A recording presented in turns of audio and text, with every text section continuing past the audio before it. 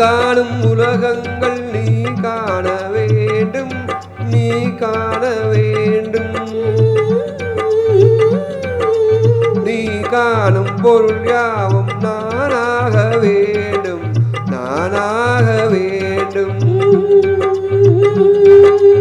நான் பேச நினைப்பதெல்லாம் நீ பேச வேண்டும், நாளோடும் பொழுதோடும் உறவாட வேண்டும், உறவாட வேண்டும்.